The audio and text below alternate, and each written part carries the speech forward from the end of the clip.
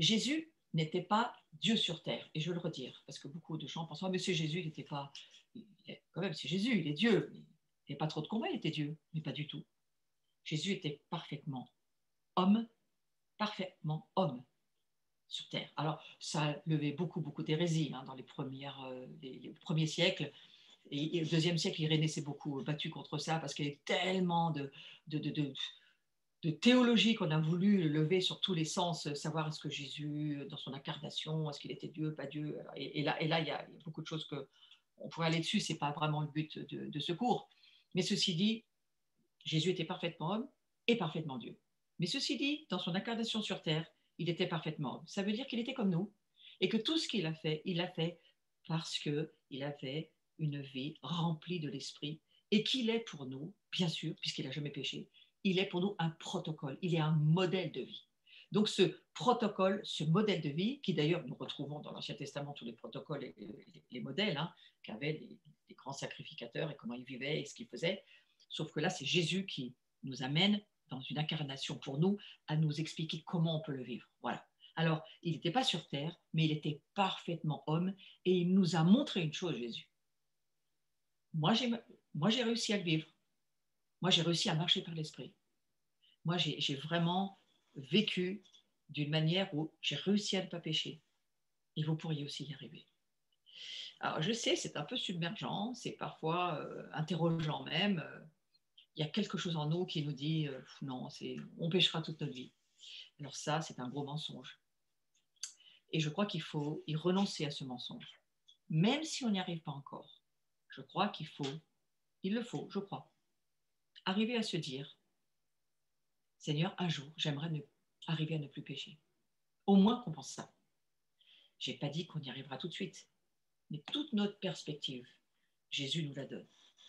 C'est lui qui dit, ce que j'ai fait, vous allez pouvoir le faire et vous ferez des choses encore plus grandes que moi. Alors voilà, on peut se dire, et je crois que c'est une bonne chose de penser de cette manière-là, je suis un saint qui pêche de moins en moins. Je suis un saint. C'est la nature de Dieu en nous. Il y a un échange de nature à la croix, je vous l'ai expliqué dans les cours précédents, retournez-y si vous avez besoin d'y réfléchir. Mais à la croix, il y a un échange de nature. Nous n'avons pas deux natures, nous n'en avons plus qu'une seule, mais nous marchons par la foi. Et la foi, elle vient de la parole de Dieu qui nous est révélée. Alors, lisons la parole de Dieu, laissons la parole de Dieu forger en nous suffisamment de foi pour qu'on puisse le devenir. Ah, c'est intéressant. Marchez en lui. Qu'est-ce que ça veut dire marcher en lui? Alors, j'ai bien aimé y réfléchir. Marcher avec Dieu, tu ne marcheras jamais seul. Il y a aussi d'autres images parfois qui montrent deux pas sur le sable, et puis il n'y a que deux empreintes de pas, et puis en fait, on voit c'est Jésus qui nous porte, et en fait, il n'y a pas quatre traces de pas, il n'y en a plus que deux. Tout ça, c'est très intéressant d'y penser, parce que marcher en Jésus-Christ, c'est marcher dans le fait que c'est le laisser marcher au travers de nous. C'est le laisser délivrer les captifs au travers de nous. C'est le laisser guérir les personnes qu'il veut toucher au travers de nous. En fait, c'est lui laisser prendre les rênes, le laisser faire ce que lui souhaite faire, lui laisser la liberté d'utiliser notre vie comme il le souhaite. Laissez-le aussi libérer les ressources qui sont les vôtres comme il le veut. Et pour cela demande beaucoup de confiance dans le Seigneur, de la foi, de la prière. Et je crois que si nous lui demandons, il le fera. Si nous prions en disant, eh bien Seigneur, laisse-moi te donner la liberté de faire de moi quelqu'un qui va bénir au travers de la libéralité. Alors ça peut être des dons, votre argent, votre maison. Vous avez besoin d'aide pour devenir plus hospitalier. Certaines personnes, c'est difficile pour elles de recevoir chez elles. Alors aujourd'hui, en plus, c'est très compliqué. Mais quand même, on a encore des journées, au moins les midis, on peut recevoir des gens chez nous. Eh bien, voilà, je crois que parce que nous sommes le temple de Dieu, Et dans la compréhension messianique aujourd'hui, on sait très bien, moi j'y rentre de plus en plus, donc de plus en plus je l'intégrerai dans mes cours de disciples aussi, parce que ça va avec, mais vous savez qu'il y a une notion de sainteté, il y a une notion d'onction, mais de sainteté sur l'humain et sur le matériel du temple. Et si nous sommes, et nous le sommes, donc je veux dire, parce que nous sommes le temple, il y a quelque chose en nous qui doit commencer à s'ouvrir pour accueillir l'onction, et pas seulement la sainteté. Le côté loin de toute notre vie. Quand on va commencer à bien saisir comment ça fonctionnait dans le temple de Dieu, la façon dont les sacrificateurs fonctionnaient dans ce temple, tout ce qui se faisait en termes de protocole, le chandelier, la table des pains de proposition, l'autel des parfums, et comment au milieu de tout cela, les sacrificateurs bougeaient. Je ne nous remets pas dans l'ancienne alliance, je dis juste que nous sommes devenus cette sacrificature moderne aujourd'hui, mais la sainteté doit toujours être là. C'est pourquoi nous avons un tel combat à mûrir en tant que disciples. Parce qu'en tant que disciples sacrificateurs, eh bien, nous avons besoin, en tant qu'un veilleur, c'est un sacrificateur. Un veilleur, c'est juste quelqu'un qui veille avec Jésus sur les choses que Jésus lui demande de veiller. Donc, c'est une forme de sacrificature. Moi, aujourd'hui, je le comprends comme ça en tous les cas. Et il y a cette notion du sacré que nous avons totalement perdu. Nous allons le retrouver avec je pense, dans les mois, les jours qui vont venir. Le Saint-Esprit est en train d'ouvrir des rouleaux, des nouveaux rouleaux, et nous allons les lire et nous allons bien nous réaligner, refaire tout ce que nous avons à faire pour rechanger des choses que nous pensions être les bonnes. Et bien non, si elles ne sont pas bonnes, il faut les changer. Donc il faut nous préparer, il faut préparer la personne que nous sommes au changement et à beaucoup de changements, même de perspective. Voyez-vous, aujourd'hui, j'étais en train de parler avec un ami messianique, là, cet après-midi, je prépare cette grande soirée que nous allons avoir, je vous y invite, hein, la soirée du 28 mars, nous allons avoir un grand CDR et nous allons vivre tous ensemble ce CDR. Et j'étais en train de réfléchir avec cet ami, je le dis dans ce cours parce que je trouve que c'est très intéressant, puisque c'est une affaire de ensemble, et de grandir ensemble, et d'être ensemble.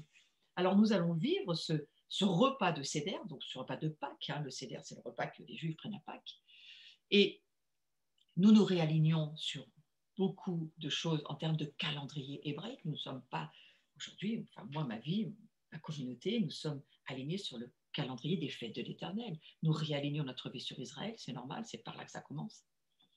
Eh bien, je vais vous dire quelque chose qui va peut-être vous surprendre, mais la table du Seder, cette table autour de laquelle nous allons être tous ensemble, hein, le 28 mars au soir, c'est un dimanche soir, c'est la table des Juifs messianiques qui va accueillir les croyants des nations que nous sommes.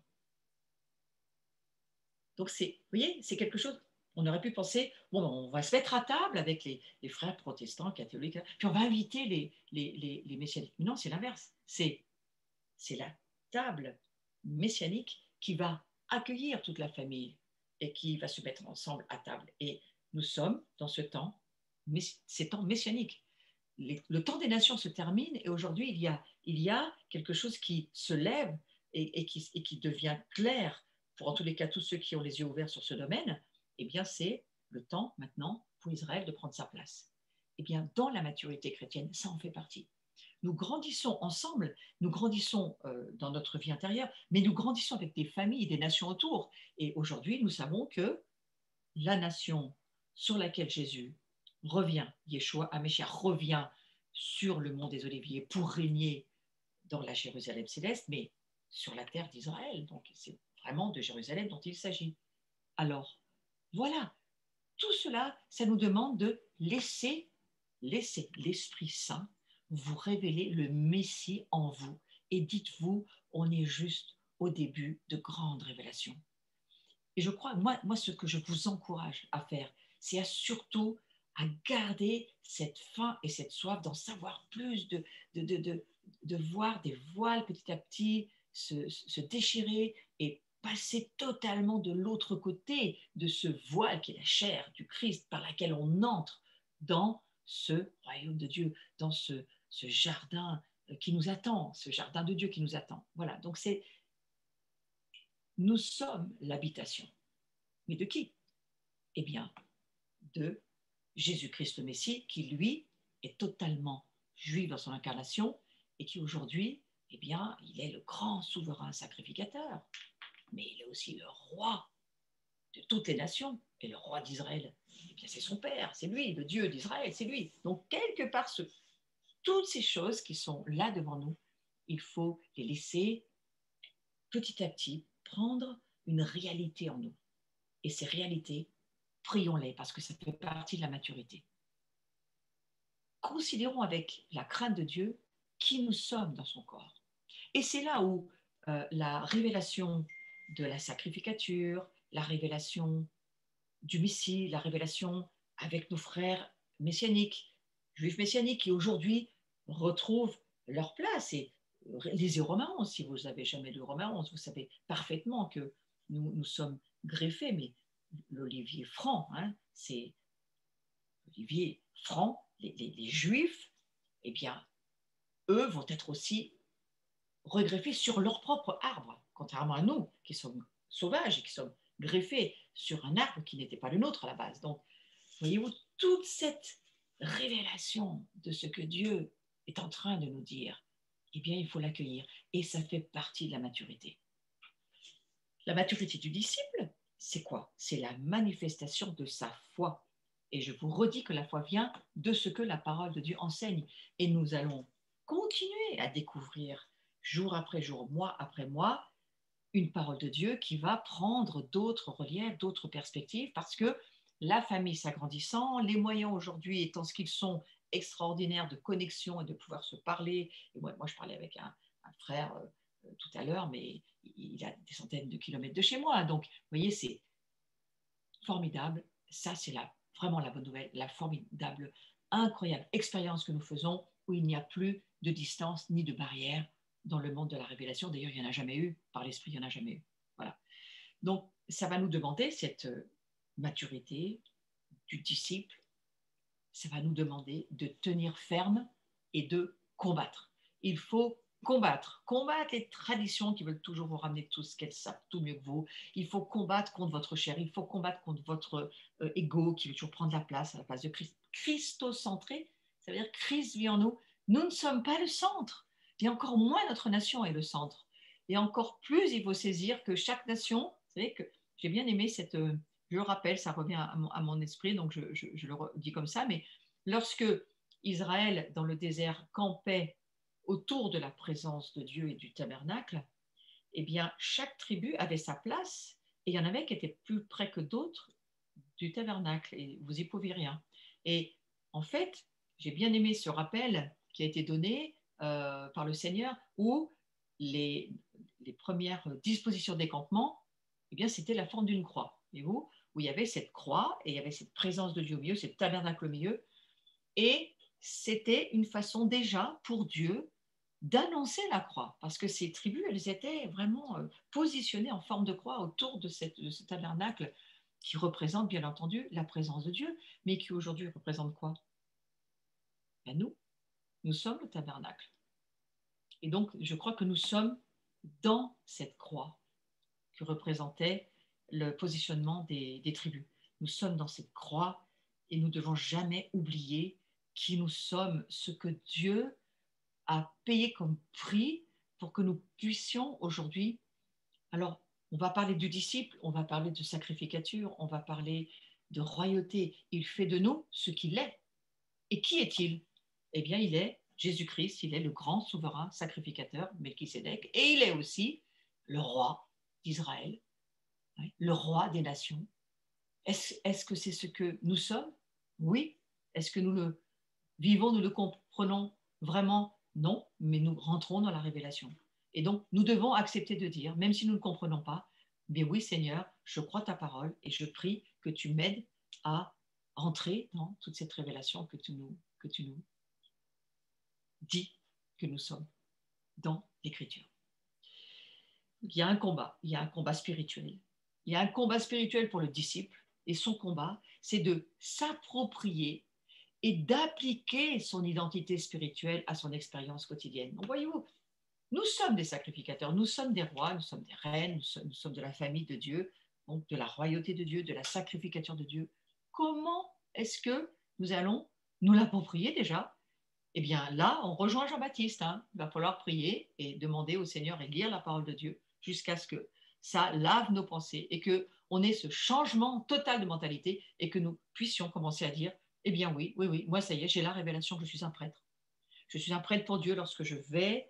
Alors, là encore, nous, l'Église chrétienne, eh bien, on a encore tous nos rituels, on a un endroit où on va le dimanche et faire nos célébrations, ou quel que soit le jour. Vous voyez, pour la famille juive, c'est à la maison.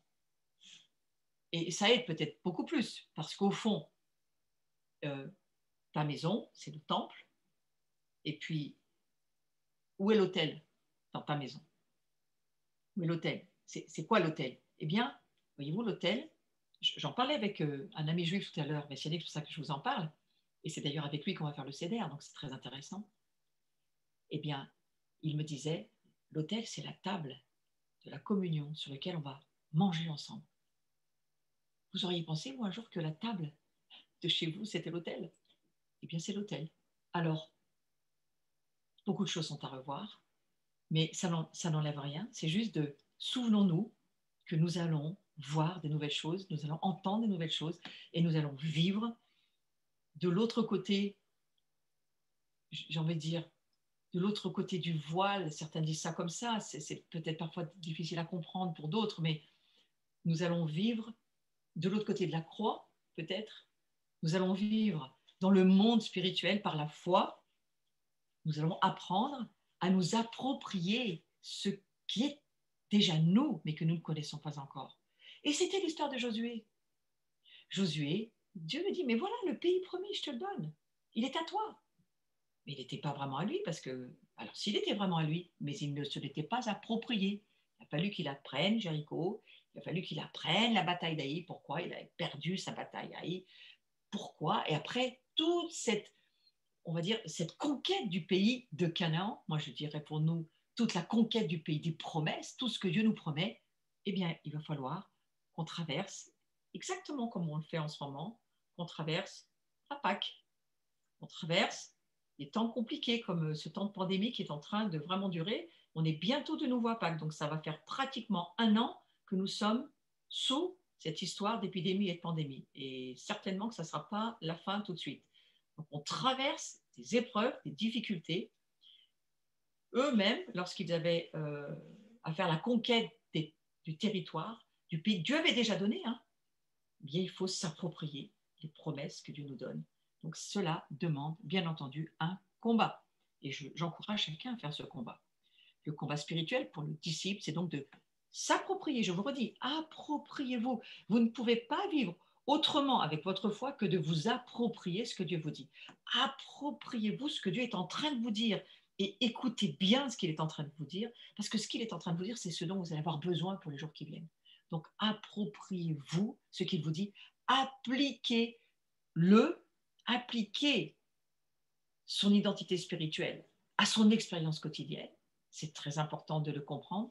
La vie abondante, c'est de vivre de Jésus-Christ, c'est de vivre à partir de l'identité que nous sommes, c'est de vivre depuis la victoire que Jésus a acquis à la croix. Nous ne nous battons pas pour avoir la victoire. Elle est déjà acquise par Jésus. Le pays, il l'a déjà donné. Il a dit à Josué, mais le pays, je te l'ai déjà donné au passé composé, c'est fait. Mais maintenant, Josué, vas-y, c'est à toi, fais un pas, approprie-toi, fais deux pas, applique, approprie, avance. Eh bien, c'est cela, je crois, le chemin de la maturité. C'est à nous de le faire et nous avons absolument besoin de nous approprier les promesses que Dieu nous dit, nous offre dans la parole de Dieu.